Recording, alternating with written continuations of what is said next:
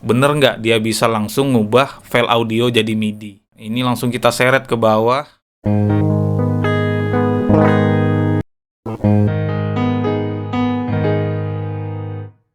Ketemu lagi di SDP Record Channel yang membahas seputar home studio recording, musik production. Kadang kita bisa review produk atau rilis musik video. Pokoknya segala sesuatu yang berhubungan dengan musik kita bahas di channel ini.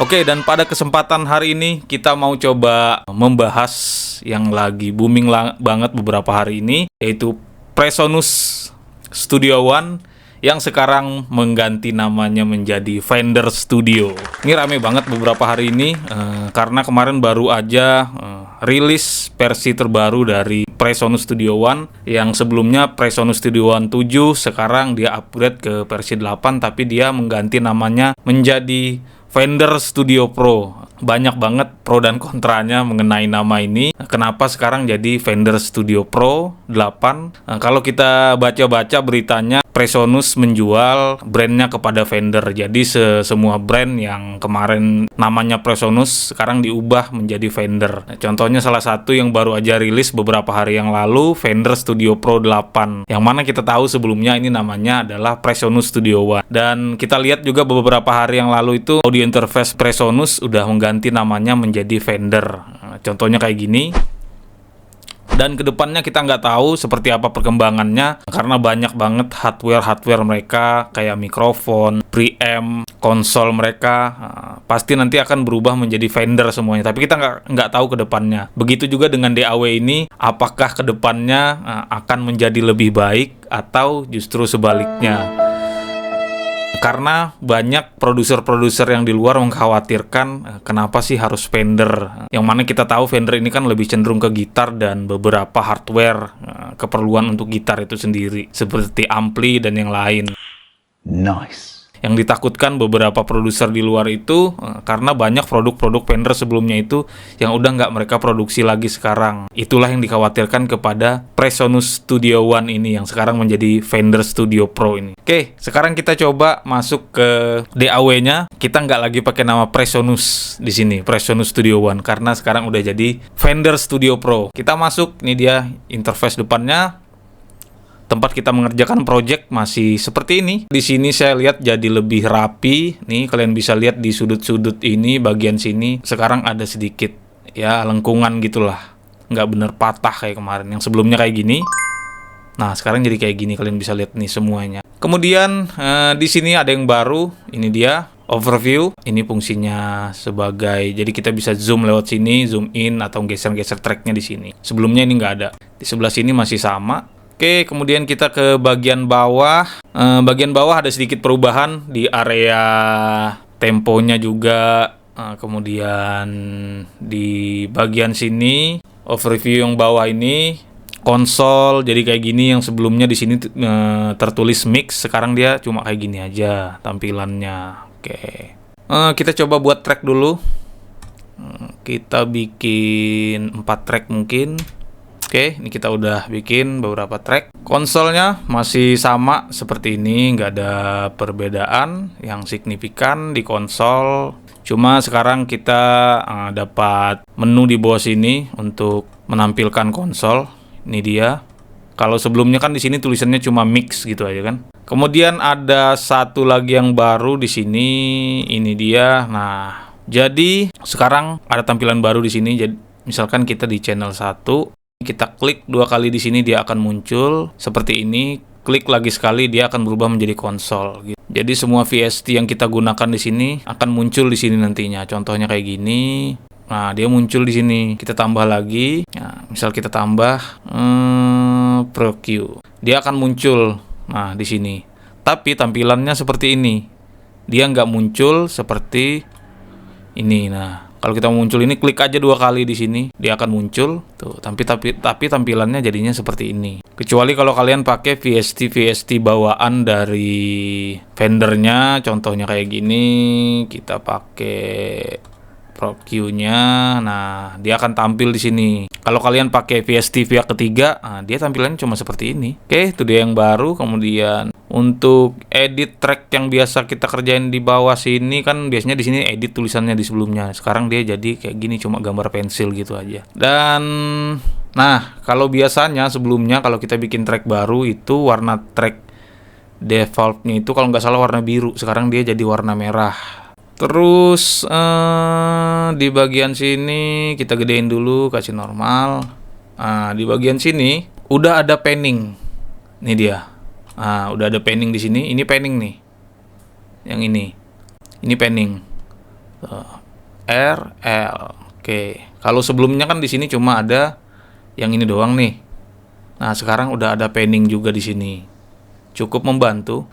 Kemudian inspektor dengan tracklist, dia pindah ke bawah. Yang sebelumnya di atas sini. Coba kita klik. Nah, dia muncul. Kalau sebelumnya inspektor ini ada di atas sini kan. Kemudian ada katanya di sini track audio itu bisa langsung kita convert menjadi MIDI.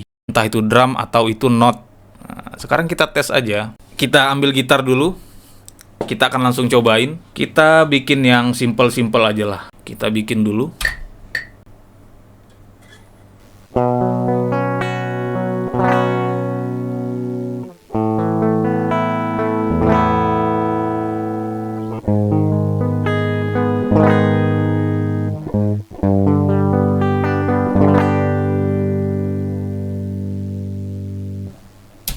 Cukup kita bikin segitu. Sekarang kita kasih instrumen apa nih?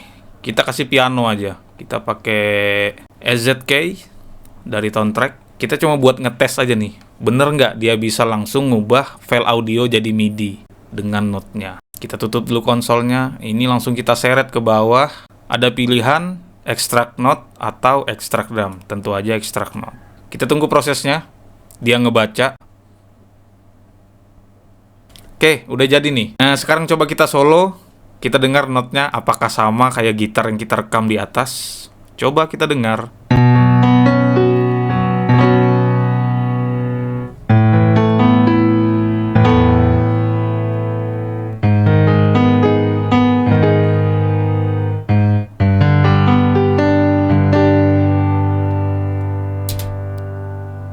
Wow, hampir sama guys.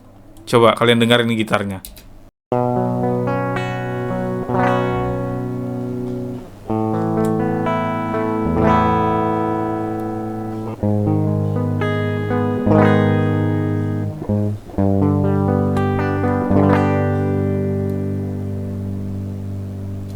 Kita nggak tahu ya kalau dengan not yang lebih rumit lagi. Kalau ini sih, wow.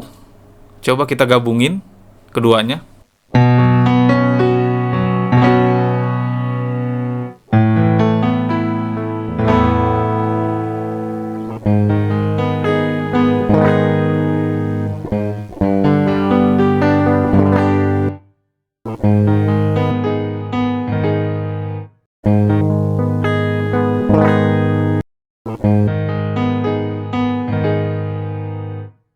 Beneran sama guys. Oke, sekarang kita coba file drum. Kan ini bisa membaca dia file note dan file drum. Sekarang kita coba file drumnya. Oke, dan sekarang kita akan coba untuk mengubah file audio drum menjadi MIDI. Apakah akurat yang dia baca? Nah, ini kita punya file audio drumnya. Kita load dulu. Oke. Kemudian di sini untuk drumnya kita pakai EZ Drummer. Kita dengar dulu beat drumnya.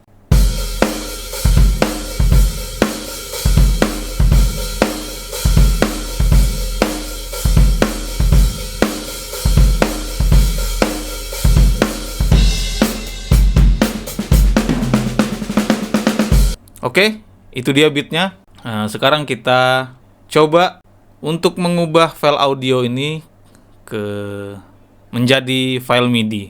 Apakah akurat untuk dia membaca kick, snare, tom, dan juga hi-hat. Coba langsung aja kita seret ke bawah. Extract drum, kita tunggu dia membaca untuk mengubah file audio menjadi MIDI filenya. Kita lihat apakah akurat. Oke, ini udah jadi file MIDI-nya. Langsung aja kita cobain.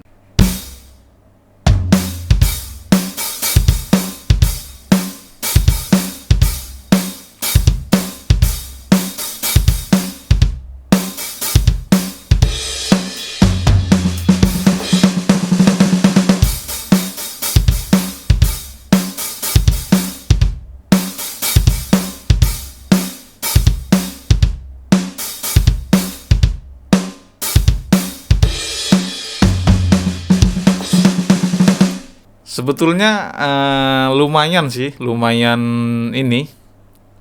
bener. Tapi ada beberapa kayak feel tadi kan, kalau di drum yang ini kan, feel-nya dia tuh nggak, kalau nggak salah nggak ada ketomnya tadi ya. Coba kita dengar lagi. Oh, ada sekali. Ada sekali. Coba kita dengar hasil ekstrak MIDI-nya. Oh, dia cuma salah nih. Oh, iya ya, paham. Sebetulnya ini benar. Dia baca MIDI-nya udah benar. Cuma di saat file audionya itu membacanya sebagai tom, di file MIDI-nya dia terbaca sebagai crash kalau nggak salah. Tuh, yang ini. Tuh, harusnya itu kan dia tom kalau di file audionya. Nah, kita dengar di snare-nya. Terek-tek, apakah dia bisa? Sip. Snare-nya dia bisa membaca. Coba dengerin. Tuh. Kalau audionya gini. Oke. Sebenarnya MIDI-nya ini dia benar bacanya. Cuma ada beberapa tempat kayak misalnya harusnya ini kan open hi-hat, tapi di sini dia close. Nah, kemudian di bagian depan harusnya, tapi dia nutup hi-hatnya. Nah, bacanya udah bener, MIDI-nya udah bener. Tinggal kalian di sini mindahin ini MIDI-nya yang harusnya dia di tempatnya di open hi-hat, yang tempatnya di tom dia berubah jadi crash. Oke? Mempermudah pekerjaan. Setidaknya kalian nggak gambar manual kalau sudah ada gambaran audio drumnya gitu. Oke, cukup membantu. Itu dia beberapa pembaruan dari Fender Studio Pro yang sebelumnya Presonus Studio One jadi Fender Studio Pro. Kemudian ada beberapa pembaruan lagi. Oh, wait. Sebentar.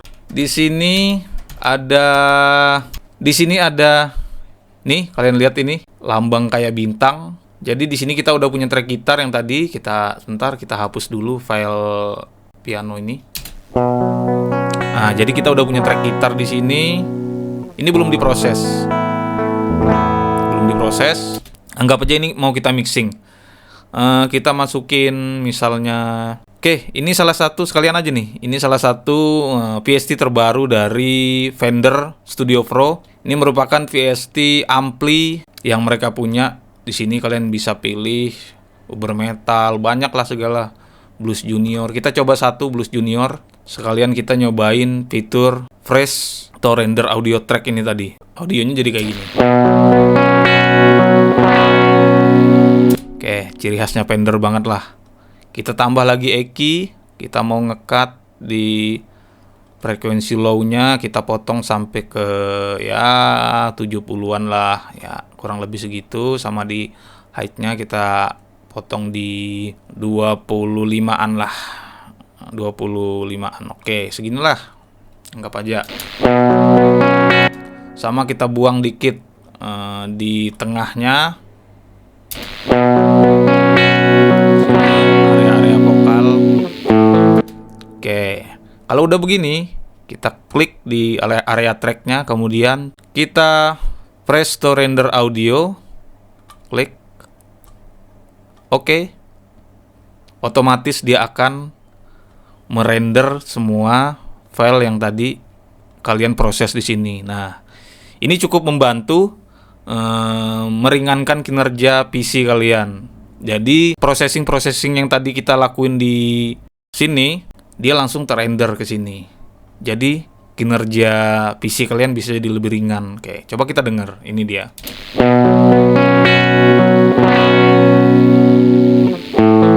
Dia udah diproses gitu. Jadi nggak ada lagi di konsol kalian, nggak ada lagi. Tapi kalian pastikan, biasanya kita lakuin setelah mix, sudah selesai mixing, semua udah oke, bisa kita fresh. Kalau misalkan kalian mau, wah masih ada yang mau diubah nih, tinggal klik lagi aja. Dia akan unfresh to real time audio. Nah, dia kembali kayak awal gitu. Ini cukup membantu untuk meringankan kinerja PC kalian, seperti itu. Terus ada penambahan beberapa PST juga, mungkin ini teman-teman bisa cek di video lain, karena menurut saya yang paling krusial ya beberapa yang saya jelaskan tadi itu, beberapa perubahan tampilan interface di sini di atas, kemudian ada penambahan ini juga channel overview-nya, jadi bisa lebih luas di sini. Oke, mungkin segitu dulu untuk review singkat mengenai Fender Studio Pro. Kalau ada penambahan dari teman-teman atau ada yang perlu ditanyakan, teman-teman bisa tulis di kolom komentar. Segitu dulu videonya. Saya Putra Rizky dari SDP Record Channel. Sampai jumpa di video selanjutnya.